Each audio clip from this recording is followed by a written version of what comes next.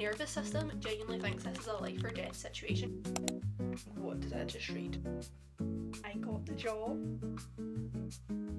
How did I not even think of that?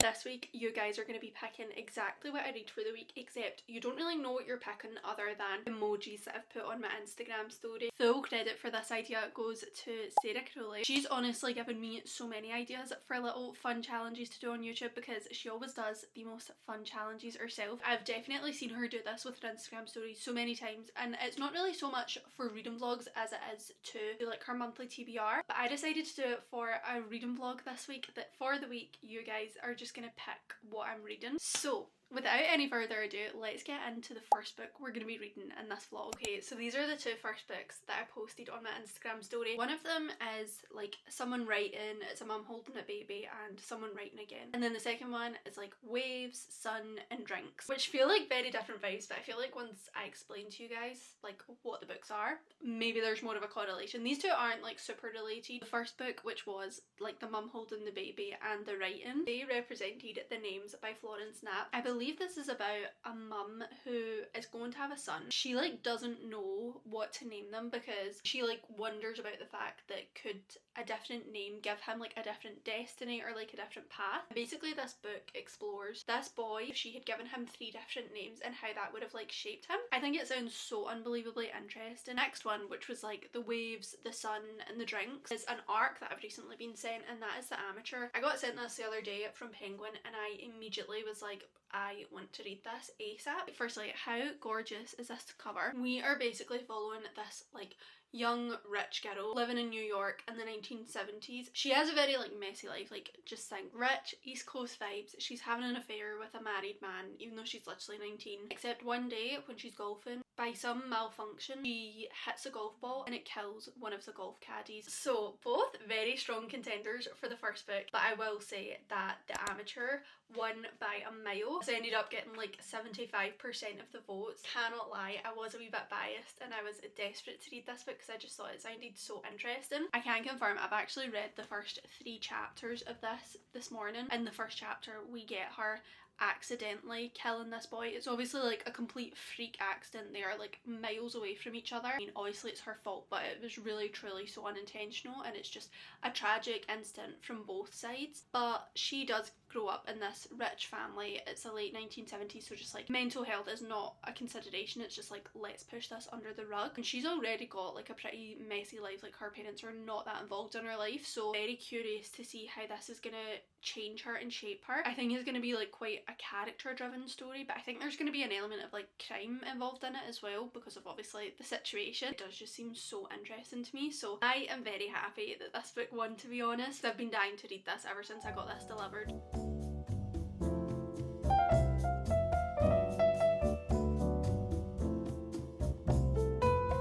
The first thing I've noticed, which is interesting, is obviously this is like fiction, but the main character is like writing this as a memoir. She's like a much older woman, which I think is interesting because I feel like that's gonna give a lot more, I don't know, like depth and hindsight to the way she's like talking about how she acts and things she does. So she's 18.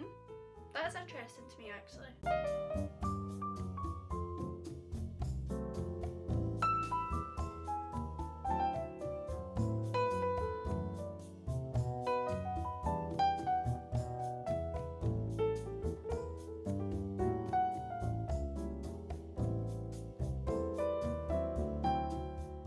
Hi divas, we've stopped reading for now because I've got a French class to go to. It's so funny, I was gonna try and keep this vlog more just like reading, but you know me, like I just love keeping you guys posted on my life. So here's this little life update. In a few days I have an interview, a job interview that will be partially in French because the role involves speaking French.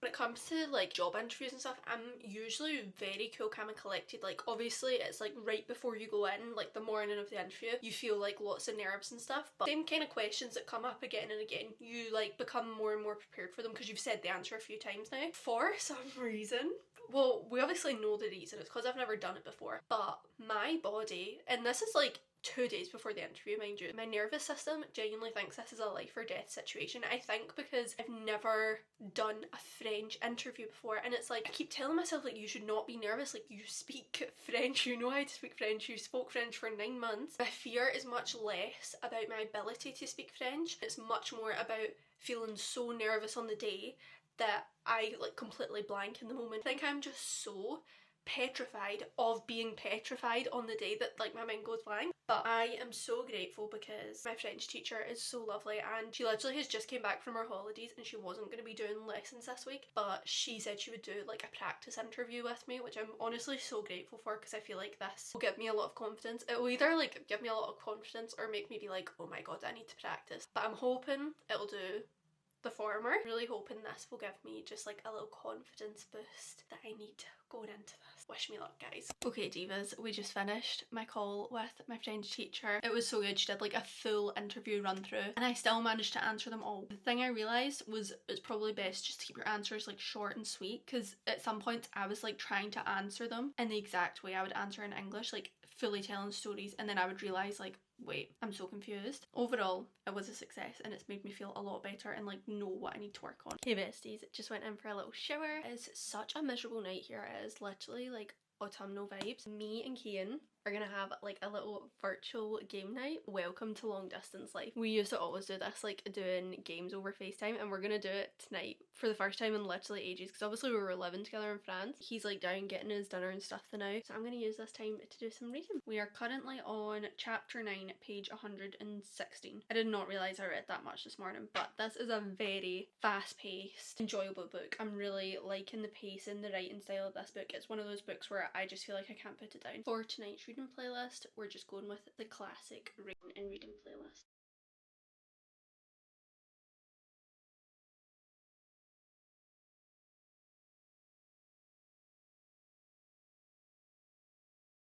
Good morning divas.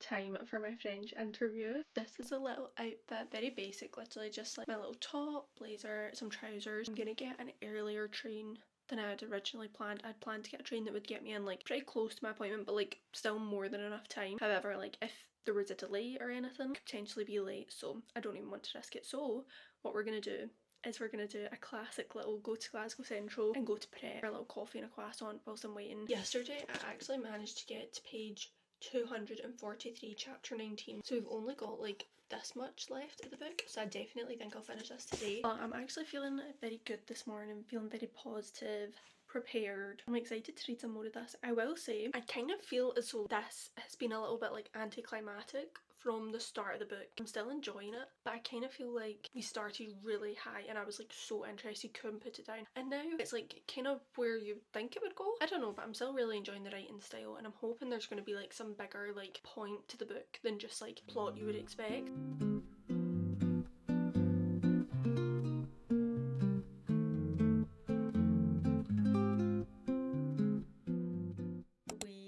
Back from the interview. It's so funny, after an interview you're like so full of beans, but then like you come home and literally like the crash is so real. Like you don't even think you're tired, and then it's like the crash afterwards. So literally came home, like immediately showered, got my makeup all off and stuff, like just to feel fresh and calm. I do have a wee bit of good news, guys. I got the job, which is like so crazy, and also like such a relief like to hear that so quickly after the interview. The interview was wonderful. I think the people I'm going to be working with are wonderful. I think the job's going to be great. You guys know, like I kind of mentioned that I'll be speaking French in the job, which is so exciting to me. Like I can't even explain how excited and just like chuffed I am about it. I know I don't even look it right now, but it's honestly because the crash has hit me that I was honestly bouncing off the walls earlier, but I've actually just like been so tired. Like see when you actually like lie down, like I'm actually could fall asleep even talking to you guys right now. I was so full of beans and like genuinely just delighted. Like it was literally on the train home that I got the call, so I just like could not be happier. But yeah, it's so funny. I feel like I'm being so like mellow right now because I am just shattered. Like the entire day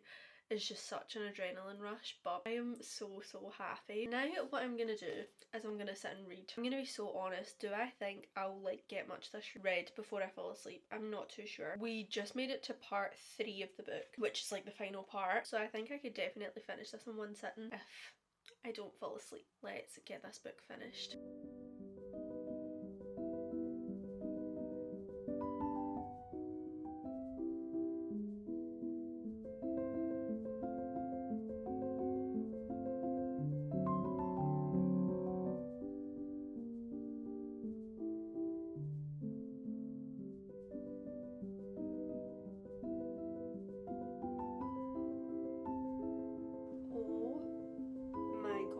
How did I not even think of that? What on earth?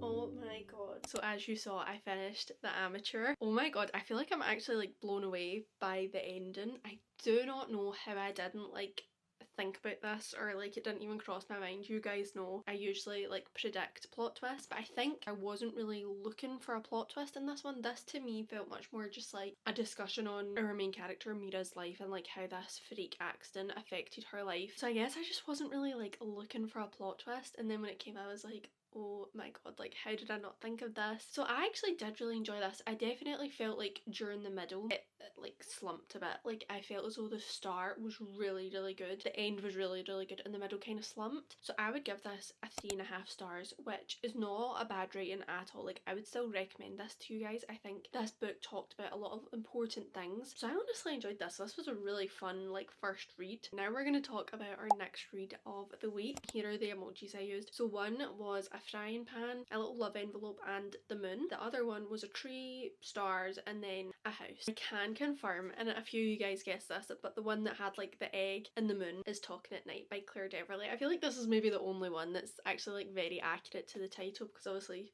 oh, I feel stupid because I don't know why every single time I looked at this cover in my head I saw an egg, and now I'm looking at that and I'm like, I don't really know if that's an egg. Anyway, you guys still guessed it anyway, so you guys must have felt the same. This is a romance, I believe, but I don't think it's like your classic romance. I think it'll definitely be a bit sadder. Then the one that was like the house and the tree was Broken Country. This has been on my TBR for so long and I am desperate to read this. However, out of the two, you guys ended up choosing Talking at Night by Claire Deverley. This one with 60% and Broken Country got 40%. I really enjoyed People in Love when I read it, and so I'm hoping, because I know Claire Deverley's writing style, like enjoy this a bit more going into it. Only thing about this is, if any of you guys watched my last vlog where I was reading Into the Blue, you guys will know I'm actually not crazy about the whole like they met when they were young and then they've spent years like miscommunicating and never getting together and then being with other people and then coming back to each other. Like I kind of don't have patience for that. I always say normal people did it good enough for me to like read that once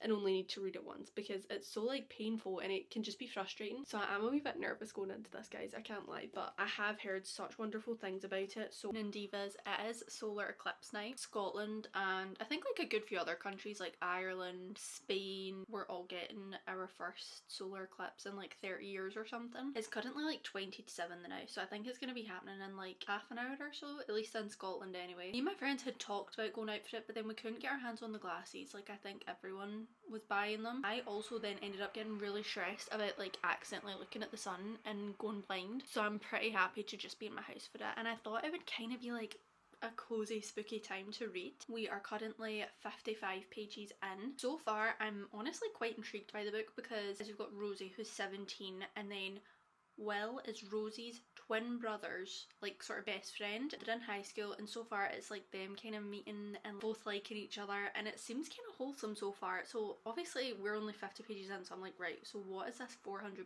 page book going to be about?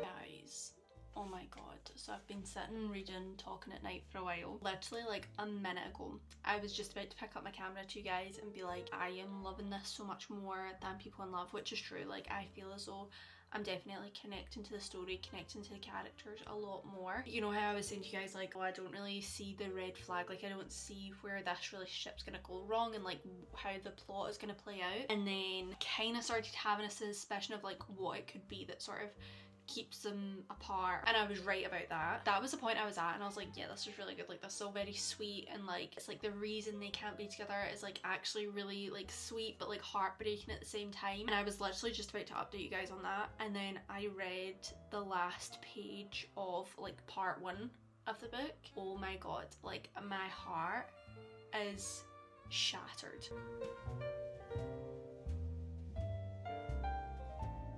Even the first page of part 2, I'm like, oh god. Yeah, this is definitely gonna be a tough read, and it's also gonna be like so tough for these characters.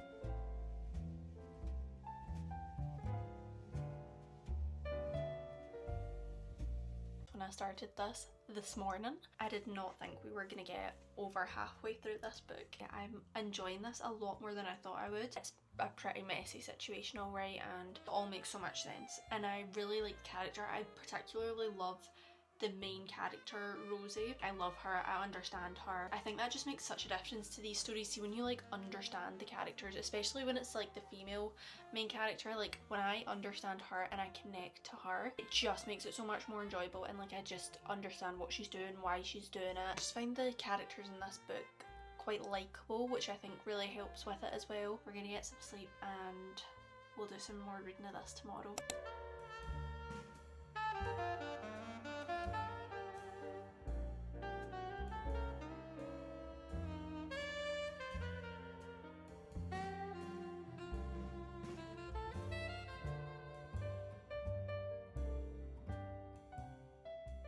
Been doing a lot more reading of this book this morning, and I've made it to page just over 300 pages in, so I've got less than 100 pages left of this now. I don't know what is in this writing, but it is addictive. Like I literally cannot put it down. However, I have a thought. You guys know I don't love the normal people trope. I'm starting to realise the reason I don't love it is because I feel like it plays out like the exact same way every time. There's usually like a different reason for it, like why they stop speaking. It's like the same exact pattern. It's like they then go and find new people. They're both really depressed, they're like dead inside. This might be me being your friend who's too woke. Like I hate that in a book, because I'm just like, I always read these stories and I'm like, imagine though, like you were a teenager, like think about when you were a teenager, you had your first love or whatever, this boy you were obsessed with. Reading this as a teenager, you would literally be like, okay, so my life won't be okay and my life will be on standstill until I'm with this person. With all that said, I'm still literally obsessed with this book. Like I'm definitely enjoying this a lot more than Into the Blue. I feel very connected to the characters, connected to the story. Once again, I love our main character, Rosie. I feel so like maternal towards her, and I feel like she's gone through so much. I just want these guys to be happy. I really do. Good morning everyone. We finally finished Talking at Night by Claire Deverley. Really enjoyed this book. This was such a lovely read. I feel like I kind of gave you guys like most of my thoughts on it throughout the book. One thing I will say is I mentioned the other night about how one thing I don't like about these books is sometimes it just feels a bit extreme. Like it's always very much like when they're together, life is perfect, but for whatever reason they can't be together, and then when they're away it's like they actually can't function on their own, and I'm like, I just kind of hate that. I actually do feel like this book kind of resolved that feeling I had, like the way it played out, which I liked. But yeah, it was just a lovely book. This would just be a solid 4 stars, like a really good read. The writing of this is so nice and honestly so fast paced. Like you guys saw, I literally could not put this book down. I definitely do need a break from the normal people trope right now, which I actually don't know if I'm gonna get that from this next book. So we're gonna talk about what I'm reading next because I'm kind of nervous. What I posted was one book that had sunshine, waves and a house, and then another book that had a letter, a rose, and then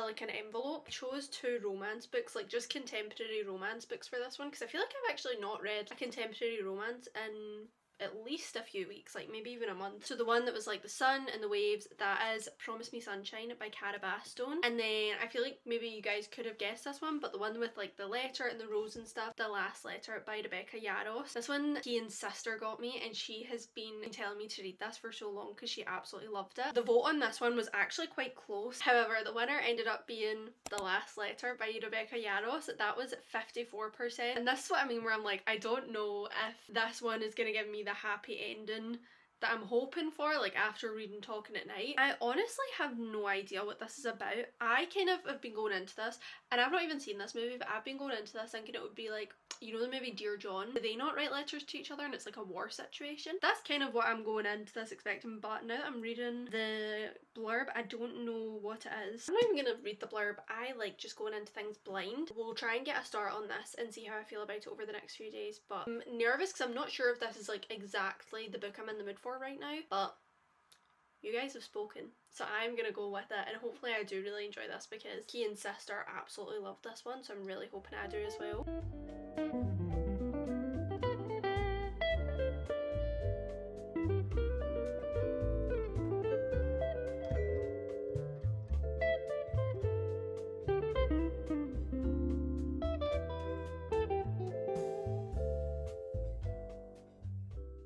Good morning, divas, from my bed. It's been like 2 days ago that I filmed me saying I was going to start this book. I've not really filmed since then because I've had things on, so I've just been reading like in my own time. But then I was reading this morning and I was like, you're literally on page 300, like there's only like 150 pages left in this book. I need to give an update. I can confirm I'm really enjoying this book. The thing I've been thinking the entire time is like how lovely it is to read a contemporary romance like this, because I feel like I've been reading so many books like Talking at Night recently where it's like very unpredictable what is going to happen to the couple and like how it's going to play out. What is it? Sometimes a cliche romance where they are both like so clearly head over heels for each other, doing like acts of service. It's just familiar and it's lovely and it's like an enjoyable read. However, there is definitely an incredibly sad side plot to this. This story starts with Ella basically sending letters to her military brother's best friend. They start like sending letters to each other and stuff, but then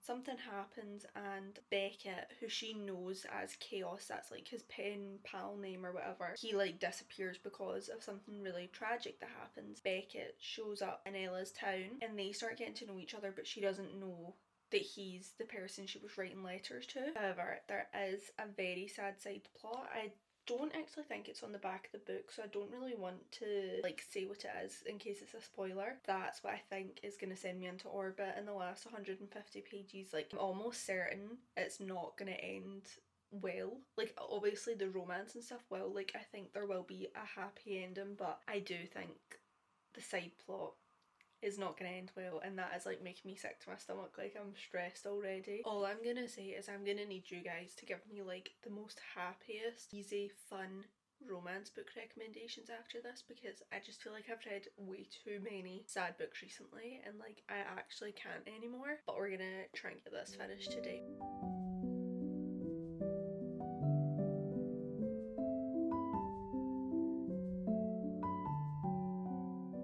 Right, she's just found out Becca is Chaos. I've been dreading this because I knew it would just annoy me. Like, to me, this is like a stupid thing to be mad over after everything this man has done for her. Like, there's nothing that could suggest that he didn't actually love her and feel the way he felt about her, and like he's just fully explained why he kept it a secret. It just annoys me because now it's obviously just like the author has just kept this going though for the sake of the plot line and for the third act breakup. This to me is a definition of a stupid third act breakup. Sorry to say it, but I knew it was coming, and I think it's annoying as well when you know it's coming from like literally the first page of them meeting and him not saying that he's Chaos. It's like the entire book, you know this is exactly how it's going to play out, and it's just like so predictable and also so stupid. Like, this man loves you, this man has done so much for you, he's gave you a good explanation. It's just so predictable that it's like annoying. But anyway, we'll keep reading.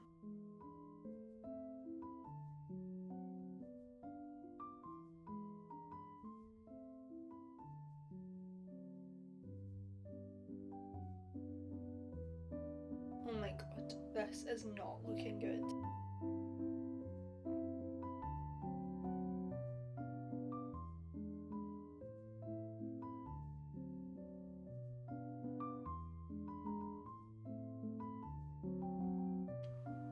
I actually can't.